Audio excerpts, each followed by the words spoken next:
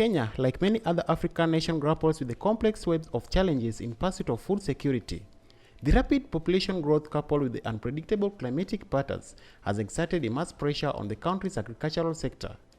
Despite the resilience of traditional farming practices, the country still struggles to adapt to the changing environment. Recent years have witnessed the adverse effect of climatic change in Kenya, resulting in erratic rainfall patterns, prolonged droughts, and unexpected floods. These challenges have significantly impacted crop yield, leaving the farmers with food shortage and economic instability. In response to these present challenges, Rongo University, in collaboration with the University of Wilfrid Laurier in Canada, has embarked on a 7-year program. We are working with the team from media to educate farmers on what we do and the technologies that will be developed in this project. And we would want right from the beginning to understand what the communities want from the media point of view and from also the farmers' point of view, because we have got farmers among us here in this workshop. I want to say that Migori County, our interest is to ensure that everybody in Migori knows how to grow food, and all the stakeholders are involved in the distribution and food of high quality that supports healthy living. This program aimed to educate farmers on modern approaches to food cultivation and distribution. How do we share this knowledge and how do we make it available? So working with media, working with farmers, working with grad students, we're all a piece of the puzzle. And we're going to spend a few days now and probably a few other meetings over the coming years. A significant milestone in this initiative unfolded from Monday, January 22nd to Wednesday, 24th at Rongo University, where Rongo University played a host to multi-actor engagement, impact pathway mapping, and visioning workshop for the Food Learning and Growing Partnership, the FLOW project. The workshop attracted scholars from Rongo University and journalists across Nyanza region, featuring esteemed guests like Dr. Andrew Spring, Ms. Jennifer Tema, and Dr. Andre Eduardo.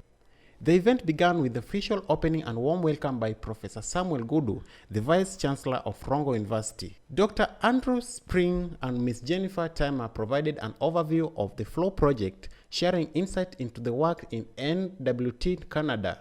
I'm hoping those stories become universal, because we know that there's a lot of, again, relative poverty, food insecurity. The focus then shifted to Brazilian food system with Dr. Andre Eduardo highlighting the southern Brazil. In afternoon, Dr. Florence Odiwar presented the highlights of Kenyan food system with a special emphasis of Migori County. On the second day, Dr. Andrew Spring presented an overview of the FLOW approach to visioning and impact pathway mapping. The highlight was group presentation where the participants shared visions, expected impacts, and indicators to the FLOW project in Kenya. Notably, the group also selected podcast topics and worked on the scripting for their upcoming podcast recording. The final day included a tour of Rongo University Media Center led by Mr. Pascal Ekesa. Streaming practicals. So we have a blend, a signal that comes from radio and a signal. The groups had the opportunity to record their podcast, providing the platform for diverse voices to contribute to the discourse of sustainable food production. What is good and develop it and give it a scientific research perspective. Explain how they work. I would not want to say that the problem we have in Migori is localized to Migori.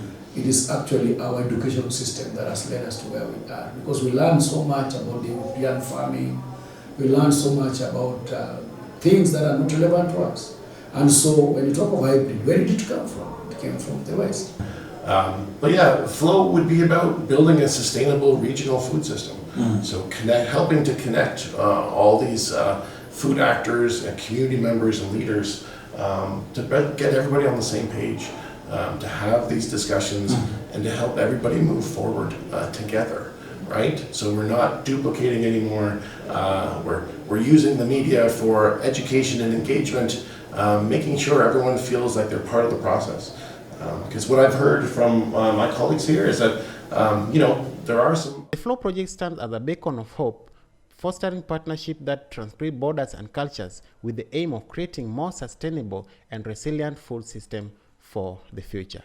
Reporting from Rongo University Media, I'm Albert Ouma.